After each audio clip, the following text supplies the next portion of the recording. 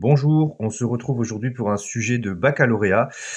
On est en mai 2022, on est en Amérique du Nord et on est sur un QCM.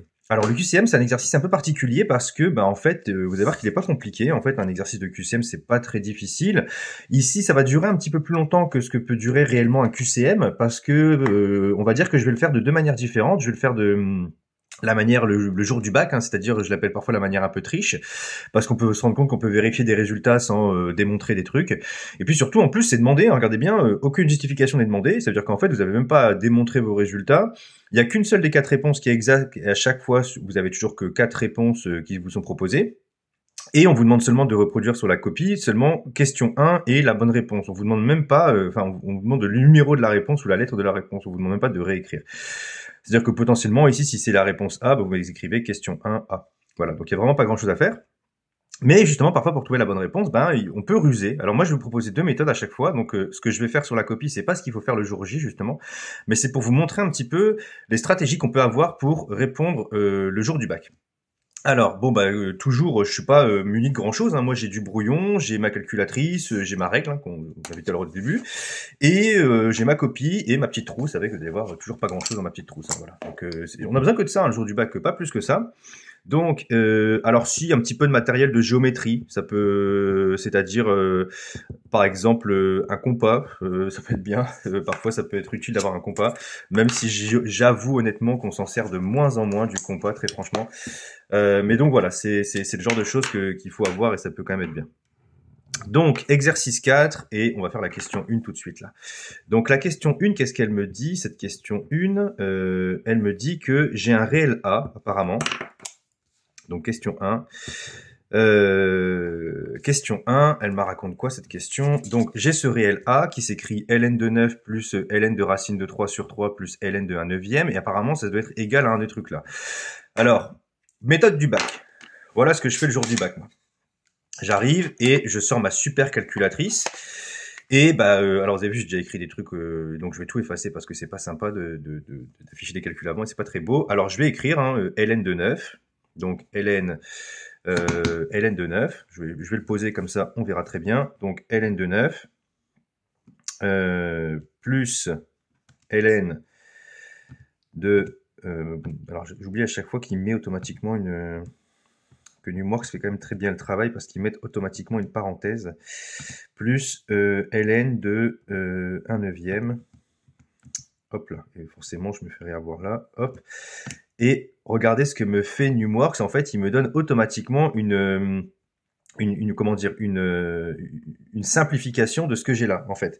Donc, si vous regardez bien, on peut se poser la question de, c'est laquelle parmi les propositions qui sont ici. Alors moi, j'en vois pas une qui ressemble à ça. Par contre, ce que vous pouvez faire, alors c'est ça que vous pouvez tricher le jour du bac, c'est que là, vous avez une valeur qui à peu près justement qui est celle-ci. Vous pouvez rentrer les autres, en fait. Vous pouvez rentrer les quatre autres là qui sont là. Et comme vous savez qu'il n'y a qu'une des bonnes réponses qui fonctionne, vous rentrez vos bonnes réponses. Donc là, on va le faire. Moins donc 0,5 ln de 3. Donc hop, je remplace.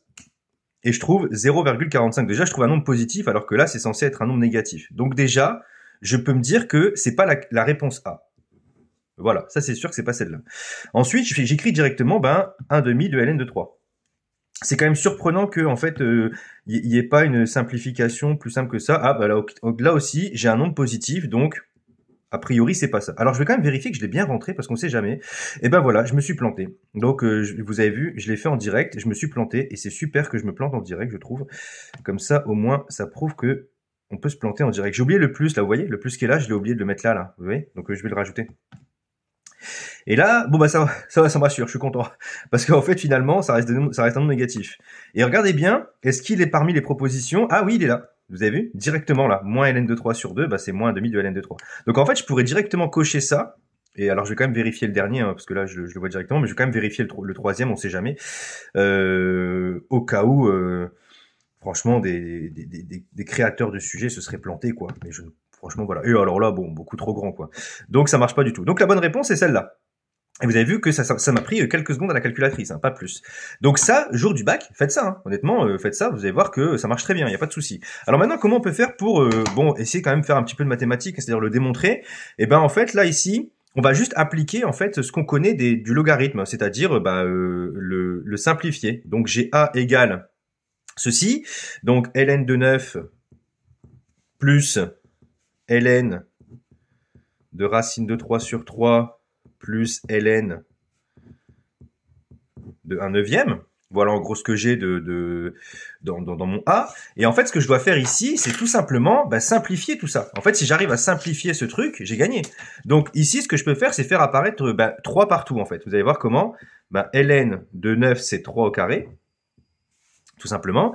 Là, ici, on se rappelle que ln de A sur B, c'est ln de A moins ln de B. Donc ça fait ln de racine de 3 moins ln de 3.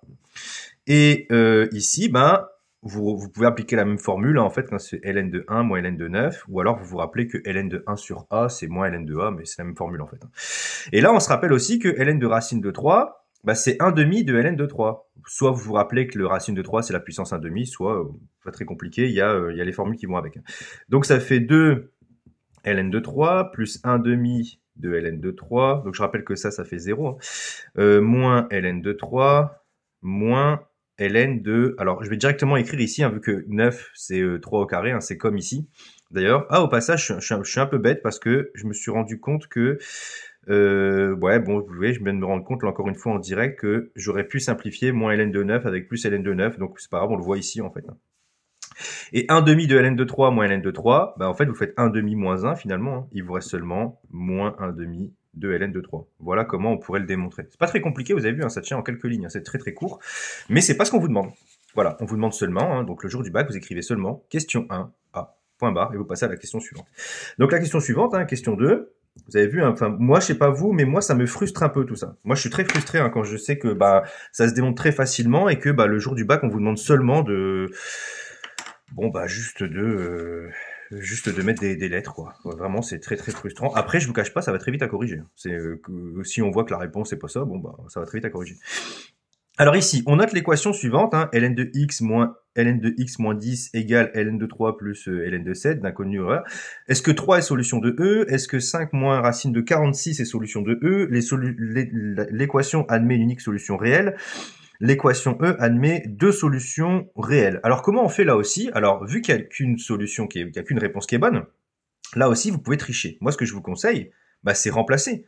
Remplacer par les valeurs en fait qui sont ici.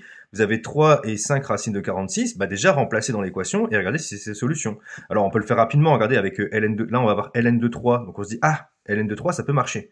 Parce que je vais avoir remplacé x par 3, mais là 3 moins 10, ça fait moins 7. Donc ln de moins 7, déjà, normalement, vous devriez vous inquiéter parce qu'on ne peut pas mettre de nombre négatif dans le logarithme. Donc déjà, lui, c'est sûr que c'est pas la réponse. D'accord? Là, on vient de faire la démonstration rapide au passage. Maintenant, 5 moins racine de 46. J'avoue que là, je suis pas chaud. Enfin, je suis pas chaud. Enfin, je le vois pas de tête en tout cas. Peut-être que des gens arrivent de le voir de tête. Alors, on va remplacer. On va remplacer quand même dans la calculatrice pour voir si ça se fait bien. Donc moins racine de 46. Alors je dis pas forcément que c'est comment dire une bonne enfin en tout cas ça permet de comment dire de d'écarter les réponses qui sont vraiment débiles en fait, parce qu'on a vraiment parfois des réponses débiles qui sont des distracteurs, et on a des distracteurs parfois qui sont très grossiers honnêtement, c'est-à-dire que ils permettent vraiment pas de résoudre une équation, c'est-à-dire qu'en fait c'est pas du tout solution. Enfin, tout à l'heure vous avez vu, on a vu des choses là qui étaient négatives alors qu'on avait vu que quand on remplaçait c'était positif. Donc parfois on a des distracteurs qui sont vraiment assez incroyables. Alors là il me dit que c'est pas réel. Alors pourquoi c'est pas réel, non réel? Parce que 5 moins j'ai peut-être pas vérifié ça, j'avoue que j'ai pas été très malin. Racine de 45, oui je suis bête, 6,78, j'aurais dû m'en douter, j'ai pas fait attention. 5 moins racine de 46, c'est pas une solution parce que regardez, racine de 46 ça fait à peu près 6 et quelques là, et 5 moins 6 et quelques, en fait je vais avoir du négatif dans le truc. Donc là même ça c'est pas solution. Vous avez vu, j'ai même pas fait attention en fait. Là j'ai pas été très malin honnêtement, j'avoue que j'ai voulu remplacer sans réfléchir et j'ai pas été très malin. Alors là maintenant, est-ce que ça admet une solution tout ça? Alors comment on peut faire ça? Alors moi ce que je vous propose, vous pouvez ne pas être d'accord avec moi, ce que je vous propose pour la démonstration, soit il y a une autre stratégie encore une fois, vous pouvez aller dans équation. Il y a ajouter une équation, donc vous ajoutez l'équation que vous voulez, par exemple, allez hop, on va ajouter l'équation. Donc l'équation qu'on ajoute c'est ln de x Et il va nous le résoudre en fait, hein. Il va nous le résoudre. Hein. Donc ln de x, vous avez la même chose, hein, quelles que soient les calculatrices la plupart du temps, donc faut pas avoir peur. Hein. Vous allez voir qu'après, finalement, le résoudre à la main, c'est pas compliqué. Hein. Enfin, moi, je vois déjà comment faire. C'est vraiment pas difficile. On pourrait le résoudre à la main. On va se retrouver avec un truc. Je pense qu'on pourrait clairement le faire en secondes, hein, très honnêtement. Voilà, je fais résoudre l'équation et là il me dit résoudre. Ah oui, il faut les résoudre dans un intervalle. Alors on va voir s'il trouve des trucs. Résoudre l'équation. Il dit aucune solution dans cet intervalle. Alors je vais quand même modifier l'intervalle parce que j'ai moins 10, 10. Je vais mettre moins 100, 100 peut-être pour voir si... Alors c'est ça qui est embêtant, hein, c'est que c'est une calculatrice, donc en fait il cherche de manière avec des méthodes algorithmiques en fait. Hein. Ah, il me trouve une solution là, il m'en trouve une. Alors attention, il peut en avoir une autre, hein, c'est juste que là mon intervalle, bon je l'ai pas pris très grand, donc ça se trouve peut-être qu'il y a une solution négative qui est très loin. Mais en tout cas déjà il y a une solution. Donc ça veut dire qu'a priori ça pourrait être soit la réponse C, soit la réponse D. Alors comment on fait? Bah là, je vais vous donner la méthode pour résoudre tout simplement cette équation. Donc comment on fait? Vous allez voir, vraiment pas difficile. Donc l'équation, c'était quoi? C'était l'équation E et c'était ln de x plus ln de x moins 10 égale ln de 3 plus ln de 7. Ça me fait sourire à chaque fois que j'entends ln de 3. Hein. Si vous connaissez pas, c'est la petite blague ln de 3. C'est Hélène, plus loin de Troyes en fait, hein, la ville de Troyes. Voilà, c'est une petite blague de matheux, pas très marrante, mais ça me fait un petit sourire à chaque fois. Donc, quand j'ai ça, en fait, il faut penser à faire quoi? Il faut penser à simplifier vos logarithmes en fait. Vous allez voir, c'est pas compliqué. Ln de A plus Ln de B, il faut se rappeler tout simplement que c'est Ln de A fois B. Et Ln de A, donc là encore une fois, Ln de A plus Ln de B, et ça va faire Ln de 3 fois 7. Et donc vous avez un truc dans un logarithme qui est égal à un truc dans un logarithme. Donc, en gros, ln de A qui est égal à ln de B, ça veut dire que ce qu'il y a dans les logarithmes sont égaux. Donc, vous allez avoir, ça revient à résoudre x moins 10 qui est égal à 21. Alors, pourquoi je suis content quand je vois ça? Parce que tout simplement, c'est tout simplement un polynôme du second degré. Voilà, c'est tout. C'est juste un polynôme du second degré. Alors du coup, je vais peut-être calculer son discriminant, ce polynôme du second degré. Hein. Je vais le faire ici. On y va. J'ai mis une double flèche et c'est pas bien, donc hop, discriminant. Alors bien évidemment, là, je suis pas en train de faire une très belle rédaction. Hein, je vous le cache pas. Donc c'est moins 10 au carré, moins 4 fois 1 fois moins 21. Bon, le discriminant va être positif ici, hein, je sais pas si vous avez remarqué. Donc ça va faire 100 plus... pourquoi je galère là? Plus 84. Donc ça fait 184. Voilà. Je dis pas de bêtises, hein, c'est bien ça. Ouais, c'est ça. Donc 184. Alors je sais pas vous, mais moi, racine de 184, je connais pas très bien. Ah, j'ai mis un petit coup de tête sur la caméra. Désolé si ça a bougé. Hop, donc je vais quand même regarder racine de 184 parce que bon, peut-être que c'est une racine, bon non, c'est deux racines de 46. Ah, voilà pourquoi le racine de 46 de tout à l'heure. Ah, ok. Donc en fait, ça c'est égal à 2 racines de 46 au carré. Bon, je le mets là parce qu'en fait, ça permet d'avoir de voir qu'en fait, ça s'écrit comme ça en fait quand je vais mettre racine de delta. Donc j'ai deux solutions. J'ai x1 qui est égal à moins 10 plus 2 racine de 46 sur 2. Voilà. Et l'autre solution, c'est x2 qui est égal à moins 10 moins 2 racine de 46 sur 2. Donc ma solution ici, c'est quoi? Ça va donc être 100... Non, pardon, n'importe quoi. 5 plus... Ah, je viens de comprendre. 5 plus racine de 46. Ah, ok, purée, je viens de comprendre. Ah, c'est des petits malins, en fait. C'est des petits malins. Et là, j'ai l'autre solution qui est 5 moins racine de 46. Ah, ok, distracteur, pas si distracteur. En fait, voilà, il y a deux solutions ici, si vous regardez bien dans mon polynôme, il y a ça et ça, mais lui ne peut pas être solution, parce qu'on l'a dit tout à l'heure, en fait, quand on remplace dans le logarithme, c'est négatif. Donc, vous avez qu'une solution, c'est celle-là. Donc, il n'y a qu'une unique solution, c'est celle-ci. D'accord? Il n'y en a qu'une unique de solution. Très très bien. Moi, j'aime bien ce genre d'exercice. Donc, oui, donc il n'y en a qu'une unique. Et donc, il n'y a qu'une solution réelle unique, c'est celle-ci. Donc, donc ici, en fait, il faudrait répondre question 2, C. D'accord? Donc la question, je rappelle que c'était le petit D. Là, c'est le C. Et vous avez vu, en fait, hein, la petite subtilité ici, c'est que, bah, en fait, on se retrouve avec un polynôme, mais attention, mon polynôme a deux solutions, mais comme mon polynôme provient d'une équation dans un logarithme logarithmique, bah, en fait, les deux solutions ne fonctionnent pas, quoi. Il y en a celle-là, là, elle est négative. Donc, du coup, elle est pas, ça fonctionne pas. Voilà. Bien. Ouais, je suis fan. J'aime bien. J'aime bien, j'aime bien. Vous avez vu, moi, il me faut pas grand-chose hein, pour que je sois content. Voilà. Vous donnez des petits exercices comme ça tout bêtes à faire à des matheux, même des problèmes où il n'y a pas de solution. En général, ils sont contents. Ça occupe leur journée parfois. Donc, question 3. Voilà. Hop. Et je continue. Je suis en train de faire... là, normalement, ça, vous avez vu, on peut quand même faire ça assez vite hein, le jour du bac. Hein. Là, c'est parce que vraiment, je vous fais les démonstrations et tout, mais on peut quand même aller assez vite. Hein. Dès la calculatrice, là, on pourrait se dire, bon, c'est fini, en fait. Hein. On aurait pu se dire, il n'y a qu'une solution. Après, effectivement, peut-être que la solution, elle est dans un intervalle beaucoup plus large et on peut tricher, mais je vous assure que si vous allez dans moins 1000, voilà, moins 2000 ou moins 10 000, vous allez en trouver qu'une, hein. Effectivement, vous venez de le démontrer. Donc, en général, c'est rare qu'on vous donne des solutions qui se baladent aussi loin dans les QCM. Hein. Donc, voilà. Alors, question 3, qu'est-ce qu'on a dans la question 3? Tiens. On a une fonction, ok, d'accord, super. Et qu'est-ce qu'elle nous dit cette fonction? Elle s'écrit x carré moins, donc pardon, fois moins 1 plus ln de x, et on note c de f, ok, c'est la courbe quantitative. F' de x égale ça. Alors moi, je sais d'avance que c'est pas ça. Enfin, franchement, si c'est ça, c'est que c'est vraiment pas sympa. Parce que ça, je sais très bien pourquoi ils ont mis ça comme... c'est un distracteur, ça, hein, c'est une mauvaise réponse, parce que c'est les gens qui vont dériver ça et ça d'à côté. Donc ils vont faire...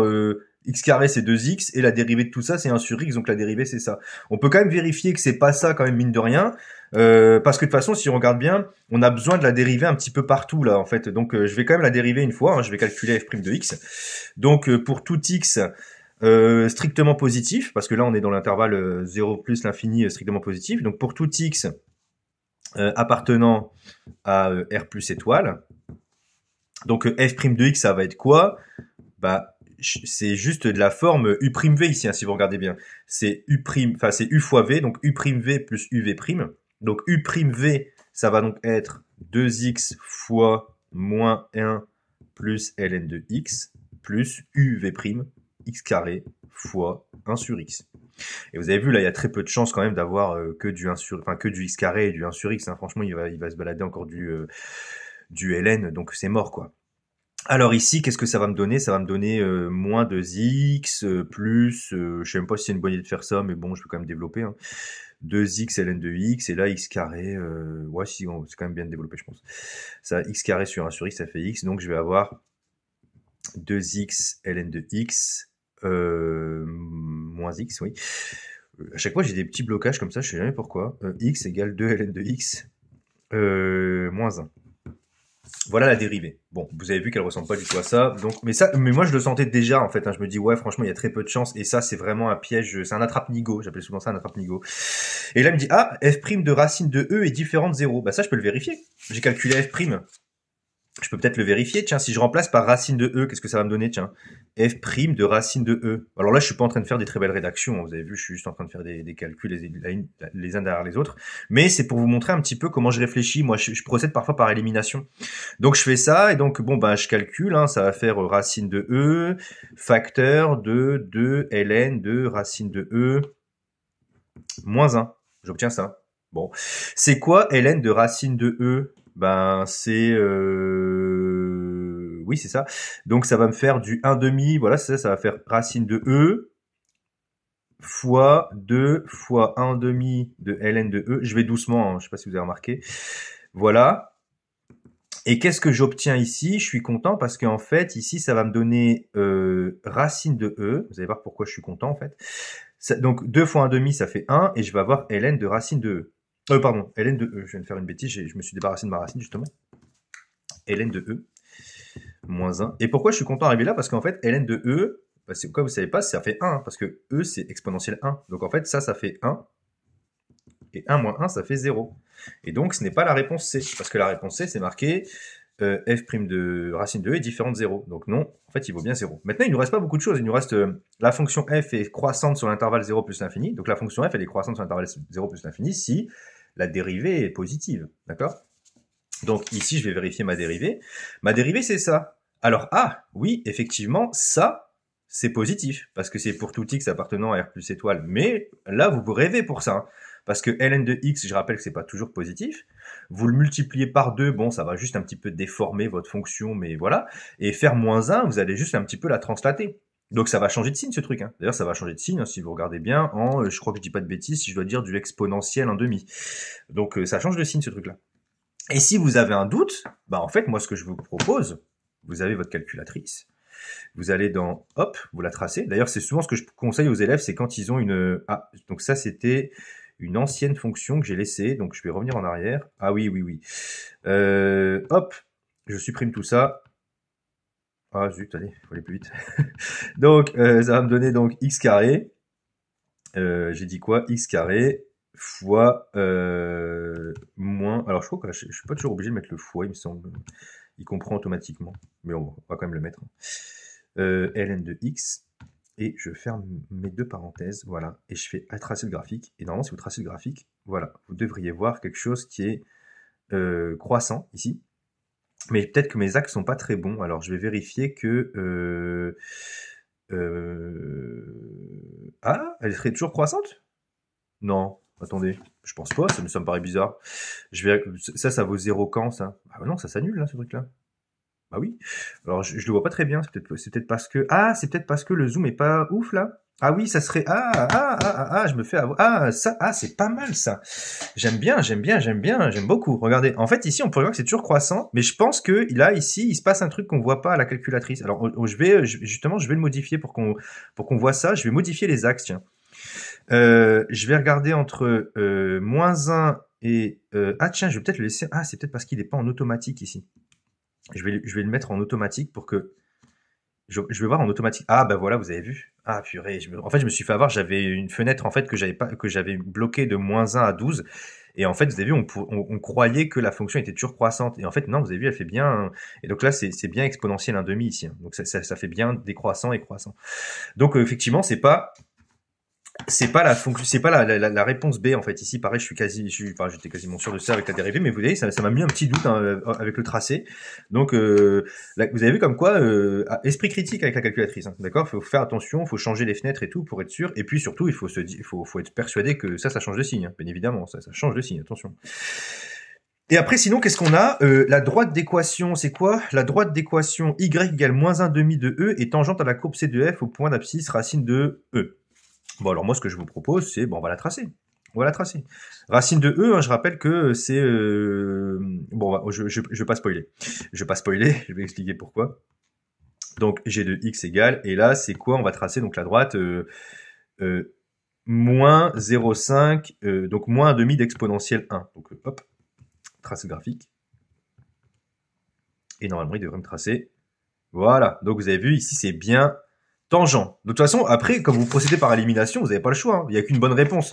Donc voilà. Alors vérifiez quand même parce qu'on n'est jamais à l'abri. Donc je suis quasiment certain, je suis certain que c'est la réponse D. Mais on n'est jamais à l'abri d'une erreur en fait. Donc je vais quand même vérifier que c'est le cas. Alors c'est quoi une équation? Je rappelle que l'équation de la tangente, la formule. Hein. Donc c'est quoi la formule de l'équation de tangente? C'est y égale f' de a, x moins a. Alors sachez que vous n'êtes pas obligé de connaître par cœur l'équation de la tangente si vous savez que votre tangente elle passe par tel point et qu'elle a tel coefficient directeur, vous pouvez la retrouver sans connaître la formule. Mais si vous avez la formule, c'est pas forcément déconnant. Donc c'est f' de e, de racine de e, pardon, parce qu'on fait la tangente au point d'abscisse racine de e, x moins racine de e plus f de racine de e. Et il se trouve que f' de racine de e, on l'a calculé tout à l'heure, ça fait 0 en fait. Donc apparemment c'est une tangente horizontale. Donc tout ça là, ça va s'annuler. Et ça revient à calculer seulement f de racine de e. Donc f de racine de e, ne vous trompez pas, on ne le remplace pas dans la dérivée. À la plupart du temps on se trompe, on remplace dans la dérivée, il faut remplacer là directement. Donc ça fait racine de e au carré moins 1 plus ln de racine de e. Ok? Donc, racine de e au carré, bah, ça fait e. Très bien. Là, je vais avoir moins 1 plus 1,5 de ln de e. Je rappelle que racine de E, ça fait ça. Hein. Ok. Alors, je devrais mettre des grandes parenthèses parce que j'ai un 1,5. Et là, ça fait quoi, ln de E? Bah, ça fait 1. Moins 1 plus 1,5, bah, ça fait moins 1,5. Et donc, je vais avoir moins 1,5 de E. Et c'est exactement l'équation de ma droite. Donc, je suis extrêmement content. J'ai fait la question 3. Donc là, vous avez vu, en vous détaillant un petit peu tout ça, là, on est à 25 minutes à peu près hein, de raisonnement. Mais je rappelle qu'on peut aller plus vite que ça. On peut aller beaucoup plus vite que ça. Là, vous avez vu sur la calculatrice, vous tracez des trucs, ça va très vite. Question 4. On continue, hein, on avance. Donc, question 4. Hop. Qu'est-ce que me dit la question 4? Oh là, je change carrément de thème. Là, je suis sur des probabilités apparemment. Parce que moi, je sais que je suis sur des probabilités parce que quand il y a des sacs avec des jetons ou des urnes avec des boules, bon bah c'est des probas. Vous avez vu là, c'est pas très original. Hein. Donc, j'ai un sac qui contient 20 jetons jaunes, 30 jetons bleus. On tire successivement et avec 5 remises 5 jetons du sac. La probabilité de tirer exactement 2 jetons jaunes est arrondie au millième et une des 4 réponses qui sont là. Alors je rappelle qu'ici, c'est une loi binomiale. De toute façon, c'est la seule loi pour probabilité qui est au programme du terminal maintenant. Donc ça peut être qu'une loi binomiale ici, hein, si on fait une répétition, en plus successivement avec 5 remises. Donc on a la répétition identique et indépendante. Donc il n'y a aucun souci. Par contre, comme on veut des jetons jaunes, donc on va s'intéresser à la probabilité du succès. Donc la probabilité du succès, c'est avoir des jetons jaunes sur le total. Donc c'est c'est 20 sur 50. Vous avez vu, j'allais un peu plus vite. Donc ça fait 2 cinquièmes. Donc ici, le petit p que je vais devoir rentrer, donc je le mets tout de suite là sur mon brouillon pour pas l'oublier, c'est petit p égale 2 cinquièmes. Et je fais combien de répétitions? C'est marqué là. J'en fais 5. Et donc c'est n égale 5. Donc c'est une loi binomiale de paramètres. 2 cinquièmes.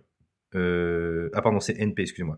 N'importe quoi. Donc, 5, 2 cinquièmes. Et ben, j'y vais.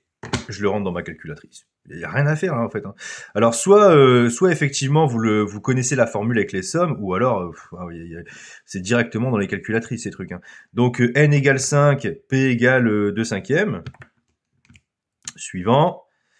Et je regarde, qu'est-ce que je dois regarder? La probabilité d'avoir exactement, c'est ça? Exactement 2 jetons jaunes. Donc je dois regarder quand est-ce que c'est égal. Donc égal, c'est là, à 2. Et ça doit être 0,300, donc 0,3456. Est-ce que je l'ai quelque part? Bah oui, c'est lui. Parce que arrondi, du coup, hein, si vous arrondissez ça, ça fait 0,346. Bon bah voilà. Ok, on passe à autre chose. C'est tout. Sinon, il y a la formule, hein, c'est P de X égale K, donc c'est quoi? C'est K parmi N, P puissance K, fois 1 moins P à la puissance N moins K. Bon, vous aurez compris que c'est absolument pas ce que je vais faire là maintenant, donc pas besoin de le faire.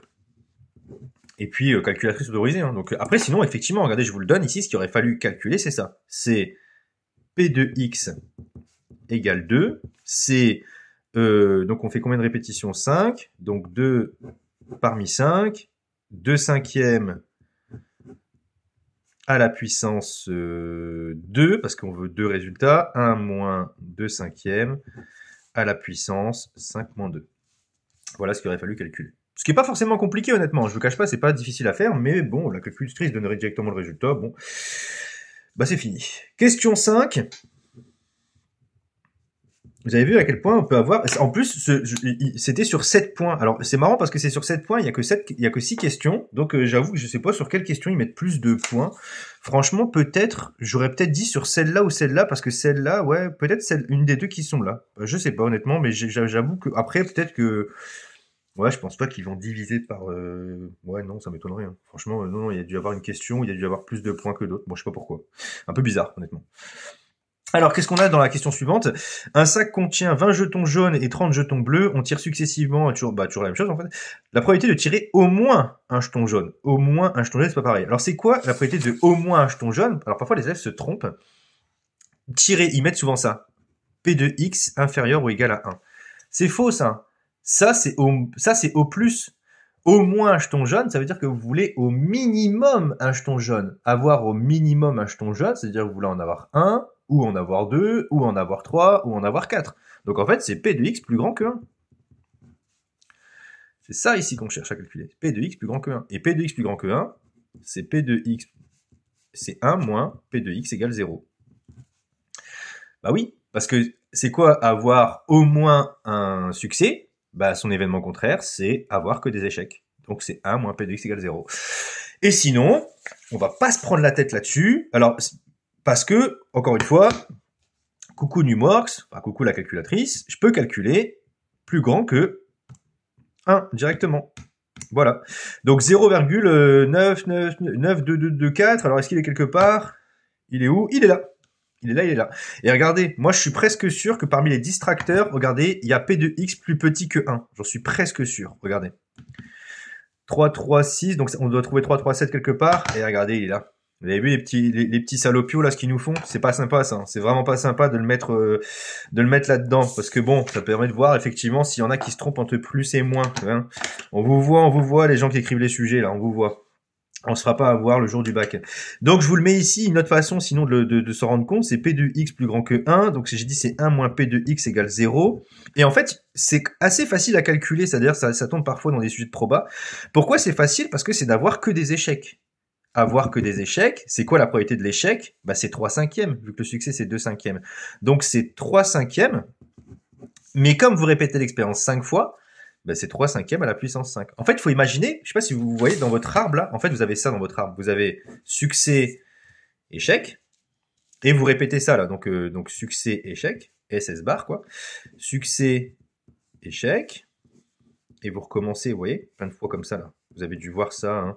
Expérience de Bernoulli, loi binomiale. Donc on répète une expérience de Bernoulli plein de fois, et donc on obtient une loi binomiale. Et vous voulez que des échecs. Vous voulez que ça en fait. Et comme vous répétez 5 fois, bah c'est ça, fois ça, fois ça, fois ça, fois ça. Donc c'est pour ça qu'on se retrouve avec un 3/5 à la puissance 5. Donc si vous calculez ça, vous allez normalement obtenir approximativement 0,922. Tiens, d'ailleurs, on peut vérifier tout de suite. Je me demande si, parmi les réponses, il n'y a pas P de X égale 0. Ah, il y a peut-être même P de X égale 1, tiens. On va voir si là aussi ils veulent nous avoir avec P de X égale 1.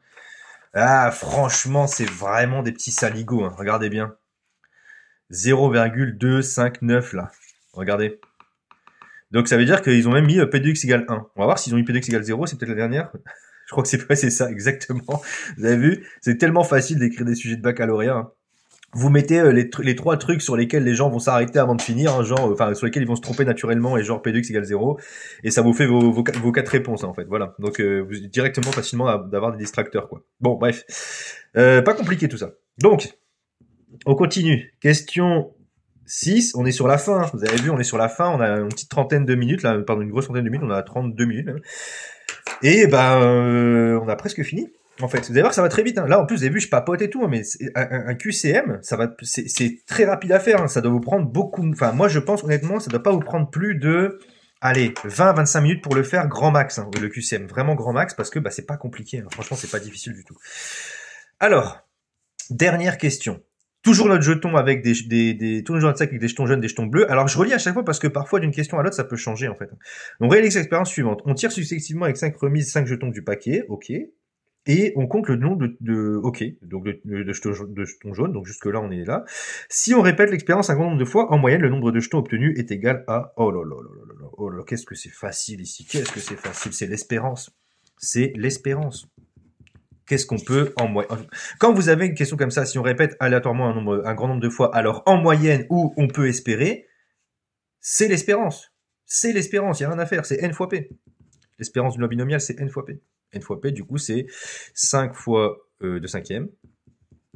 Donc, c'est 2. Voilà. C'est tout. C'est fini. Vous avez vu à quel point c'est facile? Donc, ici, je peux écrire, hein, si je veux justifier un petit peu, on espère, hein, espérance, donc n fois p. Donc, 5 fois 2/5. Et donc, ça me fait 2. Alors, en fait, je suis quand même en train de me questionner de pourquoi... Ah, parce que là, c'est carrément... Ah ouais, ok, là, c'est si les gens pensent faire 5 divisé par 2. Alors, pourquoi les gens feraient ça, j'en sais rien, honnêtement. Voilà. Ouais, franchement, je sais pas. Je suis assez surpris, là. 0,4. Pourquoi les gens feraient 0,4? Pourquoi les gens feraient 0,4?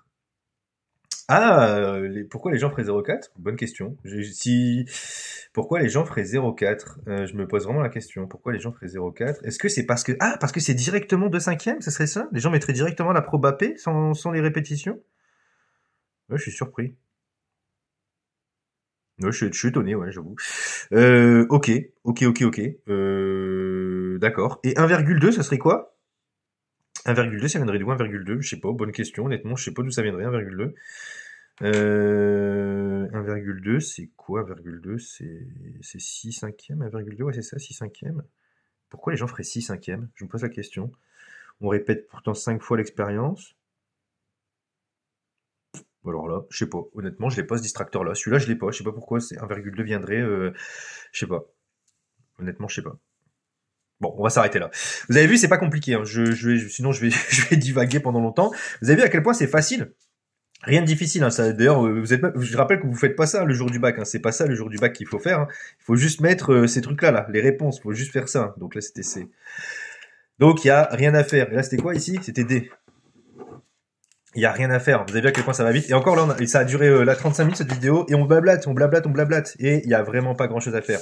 Donc un QCM, ça va vraiment très très vite à faire. Voilà. Donc c'est pour ça que c'est une partie sur laquelle en fait il faut vraiment pas perdre de temps. Vraiment, je vous assure, il faut pas perdre de temps. Il faut aller le plus vite possible. Bien évidemment, en faisant attention. Hein, vous avez vu tout à l'heure, moi je me suis planté là. Vous avez vu ici, je me suis planté sur la première question. Là, j'ai oublié le plus. Là, j'ai mis un fois et je commençais à me rendre compte de ma connerie à un moment. Là, j'ai été surpris. Vous avez vu, j'étais surpris pour le truc parce que et j'étais bien surpris parce que je me dis ah ouais, 5 mots racine de 46, c'est une solution. J'aurais pu dire oui là en fait, hein, parce que vous avez vu c'était dans les solutions du truc, mais je me suis rappelé ah bah non, il faut le remettre dans le ln hein, tout ça, donc ça marche pas.